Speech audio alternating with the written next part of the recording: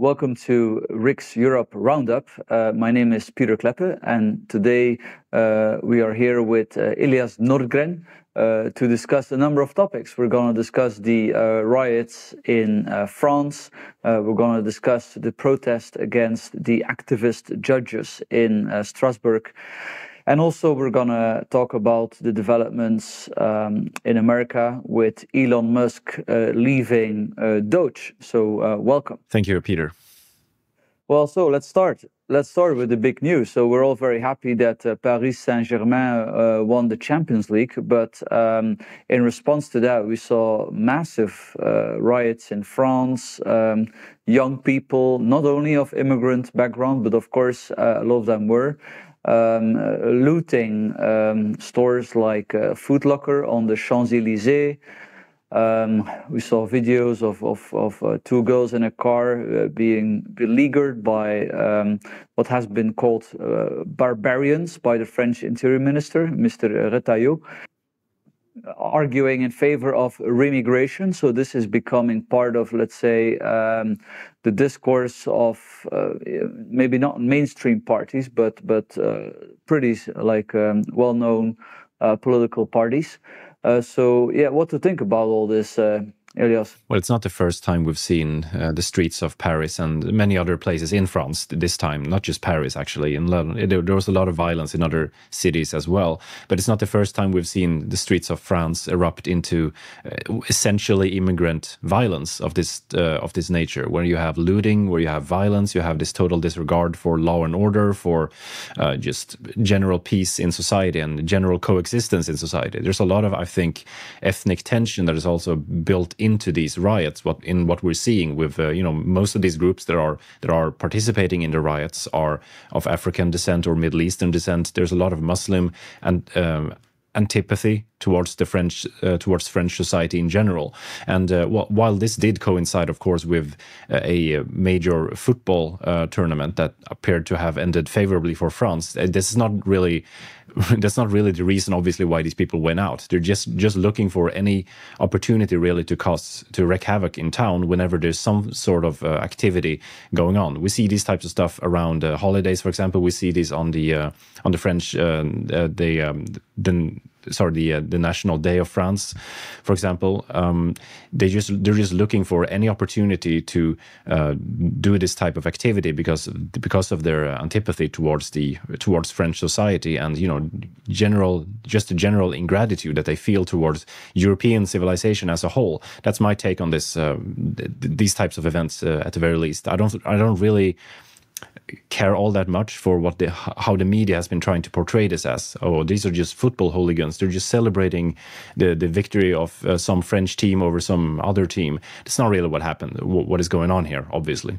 Yeah, I mean, it's hard to deny that there's a link with the lack of integration of what are, I think, often fourth immigration immigrants. And yes, there's some, let's say, native French among them, visibly. And there certainly is also a link with, I would argue, in Belgium, but also in France, the ineffective justice and police actions over the years. We have so many stories all the time of people causing trouble that are known by the authorities, that are somehow not being locked up because there is not enough space in the prisons, specifically for minors. That's a problem. Now, of course, you shouldn't put them together with the adult criminals, but if somebody steals a handbag for the 30th time and is, let's say, 14-year-old, then obviously you have to give a signal of some sort, maybe a youth prison, a boot camp, mandatory... Immigration. Well, yeah, but I think the remigration thing is interesting. And you see many people seizing on that. But I saw an interesting comment from an Italian lady on Twitter, and she said, look, the whole remigration crowd, the one thing they overlook is that the core reason for all the trouble is to be found with us at home.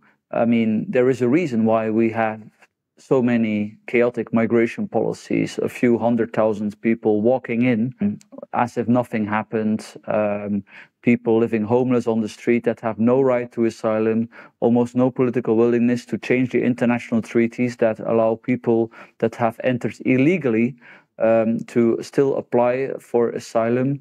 And I thought she was on to something that, maybe we should look at our own culture, that we have abandoned certain values of law and order, respect for property rights, and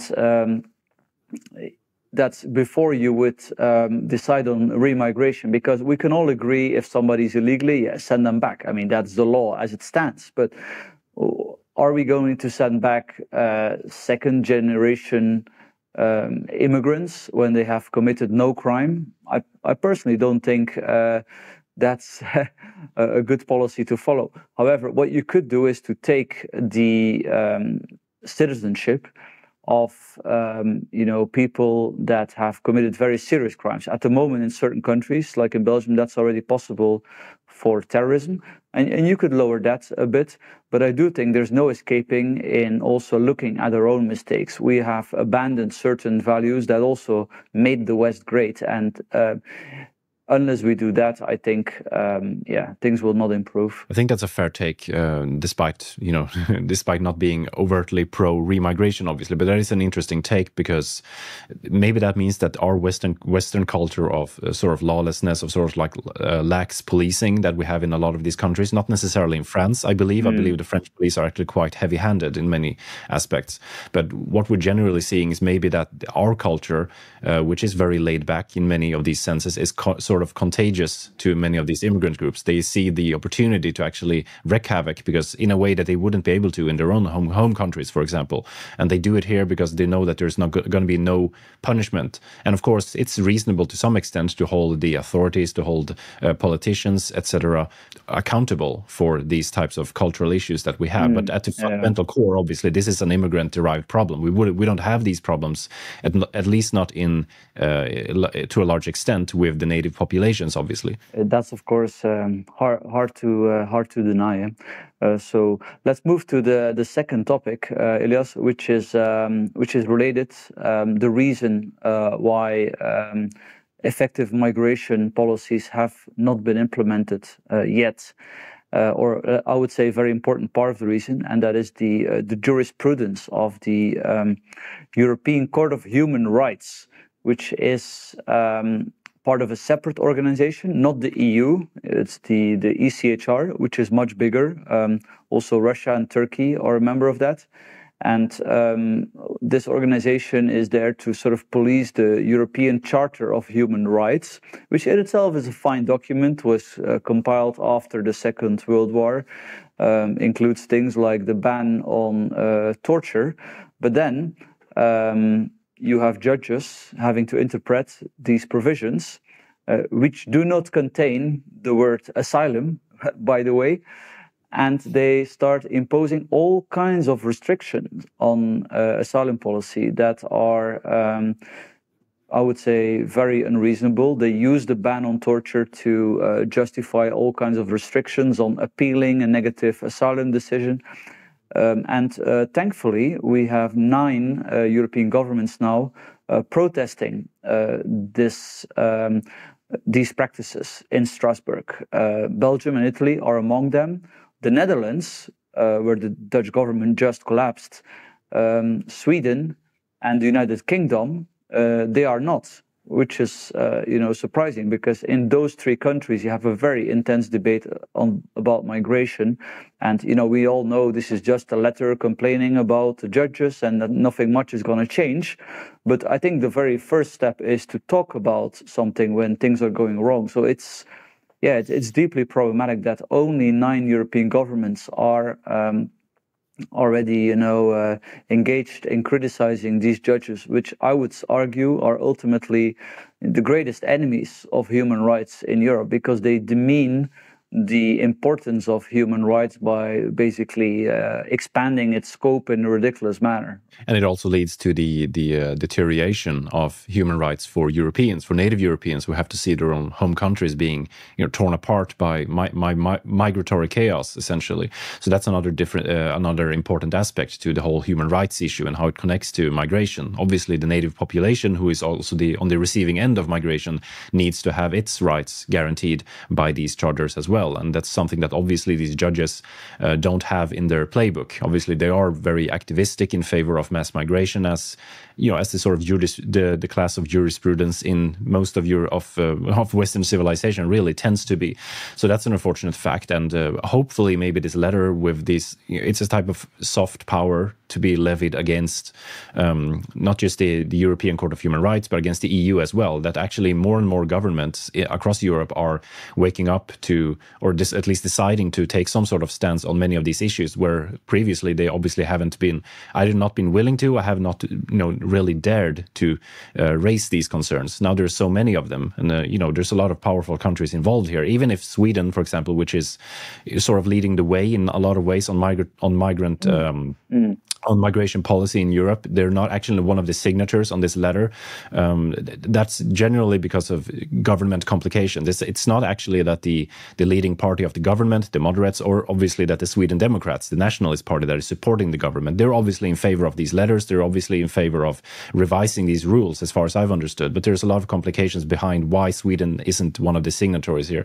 And as for the United Kingdom, for example, it's fairly mainstream, like Tory rhetoric right now. Now, the Tories are a very desperate party, obviously, but it's very sort of mainstream rhetoric in their circles to actually advocate that the United Kingdom should leave the European Court of Human Rights, just as they have left the EU. These are separate organizations, obviously, and a lot of conservative Britons are obviously wondering, why are we still in this court that prevents us from, for example, executing the Rwanda plan, among other migration-related schemes, because of their membership in the European Court of Human Rights. I mean, it's kind of ridiculous, obviously, that they're still tethered to this globalist construction that has its base in continental Europe, when they voted to opt out of these organizations when they left Brexit, or so they thought at the very least.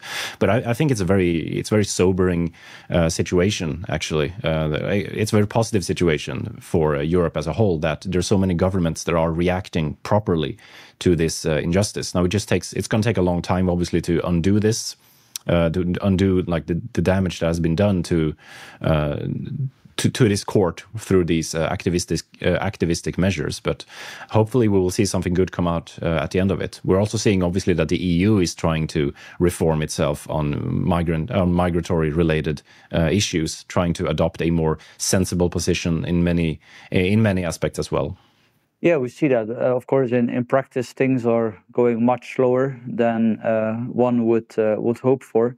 And I think it's really it's worrying, because in the end we may see a backlash that will cause people to say, "Oh, let's just get rid of all human rights." All of this is a bad idea, which of course is is terrible. So the people that are obstructing serious reform here, and these are like these small parties in Sweden, in the Netherlands, and of course the Labour Party in Britain.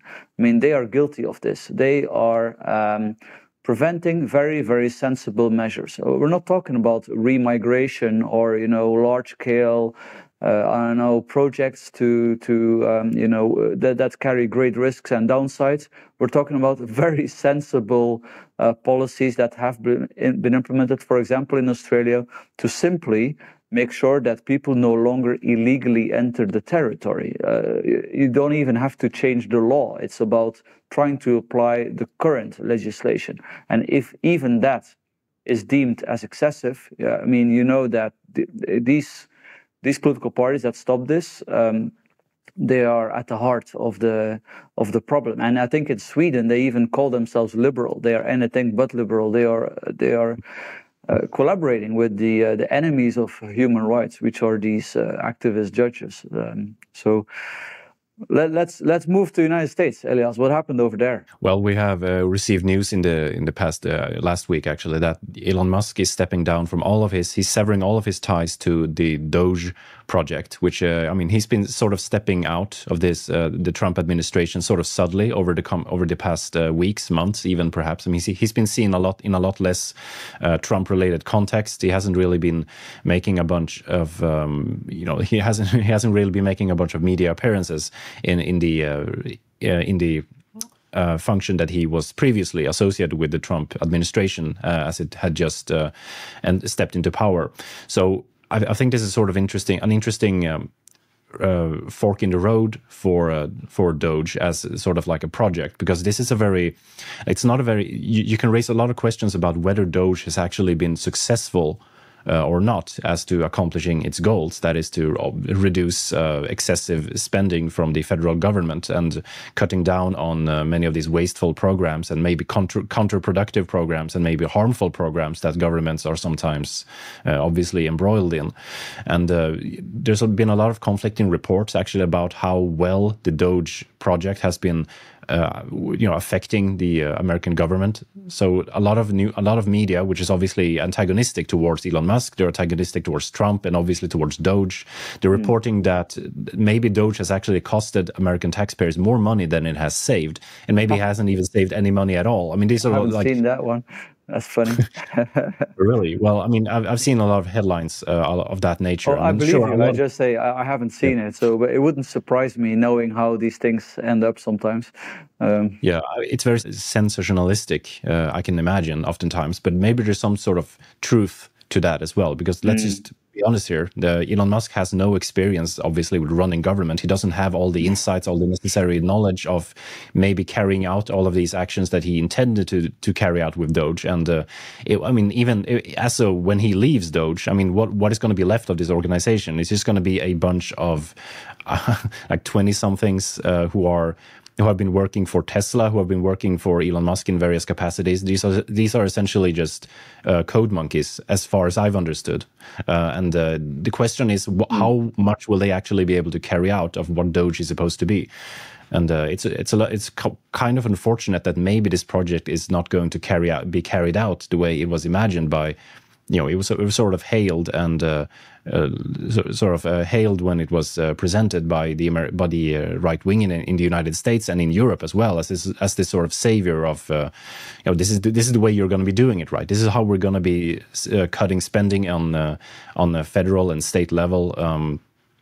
To make sure that the state actually serves its citizens and doesn't, waste all of waste their tax money and waste its resources on things that don't benefit their citizens. And there's been a lot of calls to emulate Doge in a lot of countries, especially in Sweden, actually, where the Sweden Democrats have been very favorable towards this program. Whereas in other cases, I mean, they're not all that terribly pro-Trump in most other cases, but for some reason they see something positive in what Elon Musk was trying to accomplish with Doge. So it's very unfortunate, actually, that this is the shining star on the Make America Great Again sky that is sort of dying out, I fear. Yeah, it's really unfortunate indeed. But in a way, it's in the line of expectations. Whenever you have these great efforts at the government level to sort of scale down spending or deregulate, typically it fails. We only see when it comes to spending that there's only really one medicine, and that's higher interest rates. Whether you have a left-wing or a right-wing government, when they suddenly have to pay very high interest rates, they simply do no longer have the money to continue their spending patterns. And the US seems to come a little bit under pressure now in that regard, which I would say is great. That's fair. That's an unfortunate, but perhaps a much needed truth for a lot of right-wingers out there, that maybe this movement isn't actually, I mean, if we're going to be saving the nation in a lot of different ways, for example, with migrant-related issues, maybe cutting state expenses isn't actually what we're supposed to be doing right now. Maybe this is something that's way ahead of the curve in sort of like the right-wing and or conservative project that we have envisioned for the Western world. I think that we're probably going to be seeing a lot of bloated, federal spending and a lot of bloated, just overall spending from public facilities and states in the Western world for a long time to come, unfortunately. Yeah, probably. And certainly when it comes to defense, justice, police, to solve some of the problems that we have with insecurity, with chaotic migration flows, I mean, you probably need to increase government spending a lot in that area. But the government spends so much that it should be super easy to find savings to finance that. But then, of course, you will lose votes as a politician if you try to do that. So that's why politicians, and certainly, let's say, more populist-leaning politicians like Donald J. Trump, are not so keen to do that. Part of the problem that I think maybe Doge has caused to the conservative movement in the United States, considering the bad reputation that many of these cuts that Elon Musk has been doing to federal spending. I mean, there's a lot of consequences that come from if you're gutting all of these agencies, for example, all of these government agencies, and all of these scandals associated with, for example, pension payouts. I mean, there's a lot of really reckless methods that were being used apparently by Doge, as reported by media at least. So that may have a lot of implications actually for how willing voters are to put up with spend plans like this in the future. We may not see another Doge for a long time to come as a result of just the overwhelmingly bad press that Elon Musk and Doge received. Well, that's all what we have time for. So thank you very much, Elios, and thank you to our listeners for listening to Riks Europe Roundup. Thank you, Peter.